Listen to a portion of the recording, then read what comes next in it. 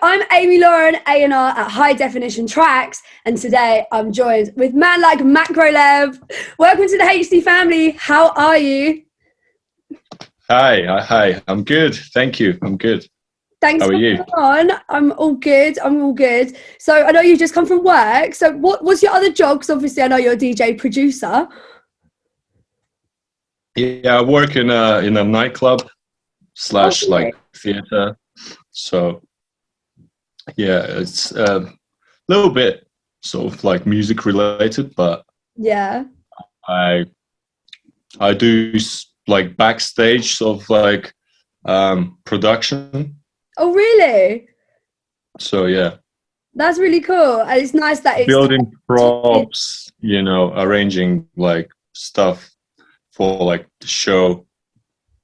That sounds fun. Yeah, that sounds like so much fun.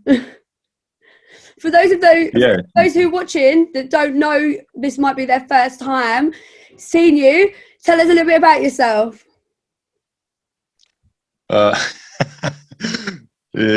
Well, I'm 33 years old. My real name is Lev, and macro came from like I'm really like tall, right? We know. I'm like 6'9". So when I was searching for like an artist name, I wanted to come up with something like original and unheard of and completely unique.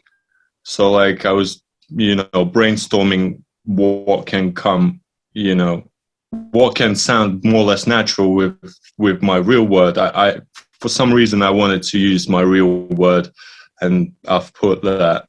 I came up with this macro as in like big, and yeah, that's how this came up.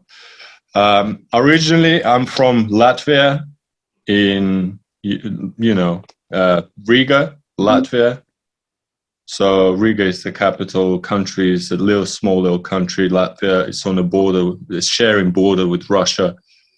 And yeah, I moved to UK about 13 years ago in 2008. So how much is that? How many years is that? Is that 14 years? Yeah, it's been a long time. And yeah, I stayed. I've never left. So what else? What was it like growing up there? Ask me. Sorry? What was it like growing up there? In Latvia? Well, it's like post-USSR sort of environment. It's really difficult and different from like UK. So there's not many opportunities. The country is like, it's really poor country. It's not like a third world country, but it's like there's nothing going on in there. Literally, there's no movie industry there. There's no music industry there. There's nothing. Like all you can do is work like regular job and basically get on with your life like that. But yeah, I always felt like I needed something more than that. So I always like seeked bigger city, bigger, country. So yeah, that's how I ended up in UK. Oh, well, of course. And you're definitely using all the opportunities you've got, because you're in London now, right? Yeah. Whereabouts in London are you? Peckham. You're in Peckham. What's the scene like around there? Well, not much really. I mean, London is huge. I'm not like big fan of like Peckham sort of sound scene, because there's not many. I don't think. Well, I've never heard many like house parties being put in Peckham. I know, it's more like yeah. So, but I'm all around Hackney and that sort of area, and E1, Greenwich, which is 338. So it's like that. It's London is easy to get around with. Like, you just jump on the tube and you in literally minutes you're in any part of the city. So it's like it's easy. Peckham is like, for me, Peckham is almost like sort of like central area, but not so central in terms of like, you know, that. it's almost like, yeah, it's on the border with like the central area, but not quite in central area. So it's like a little bit off, a little bit more quiet when you need it. But then when you need to go somewhere, it's kind of like in the middle of the city, so you can go any direction from there. So yeah, definitely. It's great. I love it. You still need to link up and do that back to back, because that will look amazing. You're so tall and I'm so tall. We still have to do that. Yeah. You'll have to be you know, you have to put camera far away, so no one is left out, you know. So I'm in camera, not cut out. and also you. So yeah, it's got to be a wide angle shot. Definitely. How would you describe your style as a DJ and a producer? Well, how I feel, it's like high energy, you know, big bass line sort of sound, and yeah, that's what I go for. Although I'm saying that I'm a little bit switching things up recently, and I've started like making some minimal. So it's like still big bass lines, but a bit less sounds, and you know, a bit minimal sort of vibe. Of course. Shorter transients, snappier drums, short like decay times on the drums, and yeah. I don't know. I've never released one yet. There's a bunch of tunes I've produced, but I'm kind of like a bit hesitant sending those yet. So yeah, when you you should shop them out.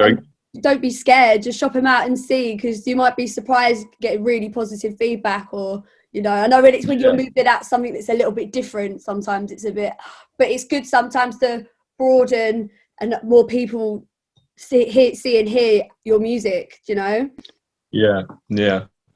Well, I feel like I want to test them out, see what's the reaction. Definitely. Go from there, I guess. Yeah.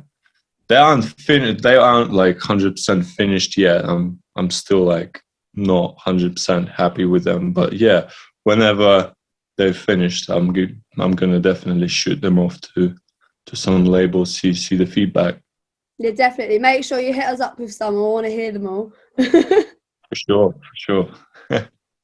So, good question for you. Do you enjoy DJing or producing? If you had to pick, do you have a favourite? DJing or producing? Mm-hmm. No, I can't pick. It's like they go hand in hand, aren't they? It's like they completely different vibe. You can't even compare, in a way, two of those. Like DJing, you literally, to see the reaction on your music, being, you know, seeing it live, seeing people react, seeing like people whistling, like hearing them whistling, shouting, giving you high fives and all this, and like, what? It's like, you know, it's incomparable to anything. And then on the other side of things, sitting down and in front of Ableton Live, that's where I produce, and seeing that blank canvas, empty project, and then a few hours later, those like crazy sounds that you managed to come up with, and you never know where, you know, when you sit down, you never know where you're gonna go, where you're gonna end up. This is also like incomparable to anything as a feeling. Like, yeah, I never know where, you know, I end up with the track. No, it's definitely. So it's like, yeah, they two completely different vibes. Who inspired you as a producer? Are there any producers you looked up to? That? Yeah. I mean, loads, literally. I mean, I can go forever with this. Chris Lake. Top two. I mean, top two. Yeah.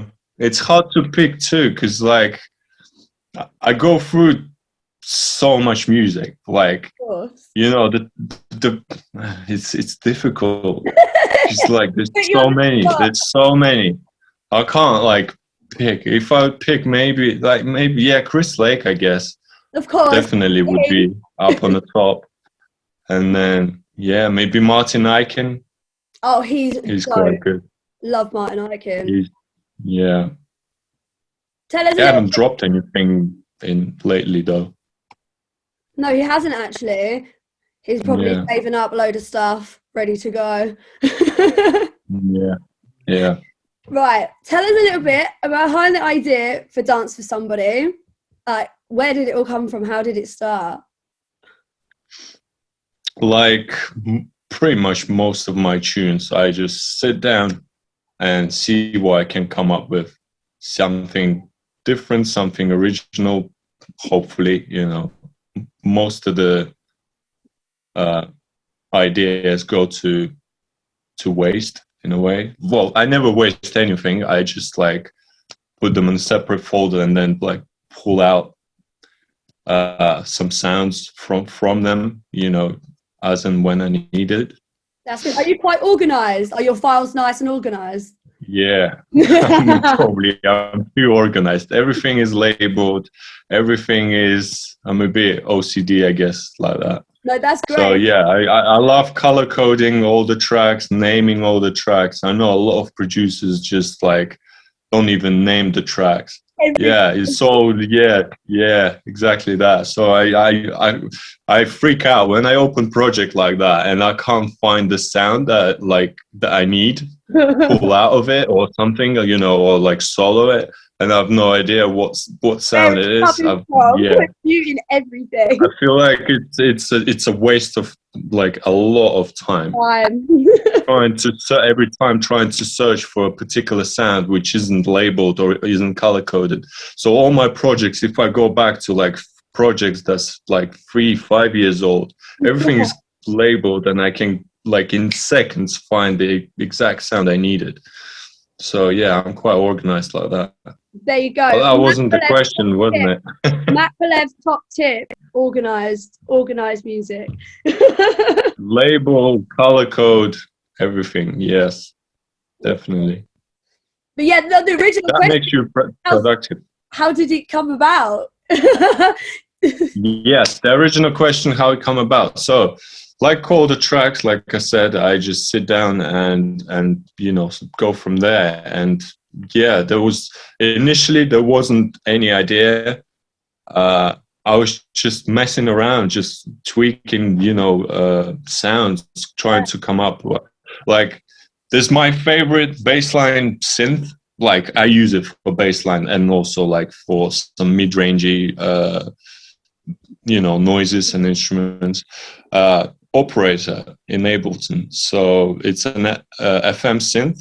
It's a frequency modulation synthesizer. So I just basically create a quick beat, like in seconds, kick, clap, hi-hats, you know, couples, like, and then once I get that rhythm, I just like start messing and trying to tweak the bass line as I'm like playing notes and, you know, trying to come up with some you know, bassline melodies, and then I tweak the sound, the actual synth. And yeah, that's basically how it came about. I came up with this bassline idea, with this bassline sound, and then from there it all fell in. I played it at the drums came after, and then the synths, and then the vocal, yeah, all like fell in place. It is honestly, it's such a club track. I played it at the weekend and it wasn't really busy, but yeah, it really comes together. It's a proper dance floor destroyer. I love it. I can't wait to play it out. Hopefully for some more people. Yeah, definitely. What's I'm going to play it this Friday. Oh, you're out on Friday. Where are you playing on Friday? I'm going to Liverpool in this district, club called District. Oh, sick. I've just come back from Liverpool. yeah, I've seen your post. Yeah, It's really How good. was it? It's so good. It was the first time I've ever been, and I can't wait to go back out and actually go out in loads of places. Like the people up there go after a party. Yeah, I know for fact, because it's crazy, because when I first came to UK in 2008, I came to Liverpool. Oh. And I remember, like, God knows, 10, 12 years ago, I was going to parties there with mates, and I didn't even know that, like, one day I will be coming back to this city, but not like going to a party as well, but actually playing that party. You are the party. Or like any party. So it's crazy. Like, yeah. I love At the time when I came to UK, I didn't even think I was going to be doing music and DJing. So this came whilst I was already in UK. So that's amazing. Yeah, and well crazy. done. Like, you're smashing it and you're still growing. Like, what are you allowed to tell us anything you've got upcoming? What's next after High Definition? Yeah, I got a couple of releases. Force of Habit. There's this really cool track on Force of Habit, which is like probably the biggest label so far for me, like in terms of Beatport sales. Mm-hmm. Like, you know, you got like this top 10 of your Beatport top selling tracks. So yeah, at the moment, Force of Habit is smashing it for me. So the way they, you know, the amount of tracks they managed to sell. So I've sent them another track, which is super original, because like even the vocals is like original. This girl, Slim, she approached me one day out of the blue. I didn't know her. She was like, let's do some music together. I was like, all right. I've sent her a track. She, like, couple of days later, she sent me a killer vocal. So I was like, yes, this is it. It was perfect, you know. So make sure you send it to me. Absolutely, yeah, we'll do. Yeah, definitely. And yeah, I've got another like 5 or 6 releases already scheduled ahead. That's sick. Yeah. Last year I've released 16 tracks. Smashed it. So I think I'm gonna slow down a bit this year and release a bit less, but like more quality in a way. So I'll be like time, because you were in lockdown before, remember? So you had that time. Yeah, that's right. I'm still like, I still got a lot of tracks I have produced during the lockdown. So it was great. I can't complain. I want another lockdown. I mean, it's probably bad to say, but yeah, I thoroughly enjoyed it. It was good. Like, it was good in many ways, in the bad. So yeah, it balanced out a little bit. There to say, but not being able to go parties and like play out, that's like a big downside. But then, you know, being able to sit at home and actually get time to do music, it's a big winner. So yeah, time we would never ever have taken ourselves. Like, we would never have taken that time for ourselves if it hadn't have happened that way. So a lot of people learned. So it was good. Yeah. Right, where can we find you across all the socials? What's your handles? It's at MACROLEV across the board. Instagram, YouTube, SoundCloud, all over the place. All over the shop. We love it. It's a nice, easy one to remember. That's just somebody out now. So all the links are below. Thank you so much for coming on. Life's better in HD. Thank you. Thank you for having me. You're welcome. See you next time. Bye.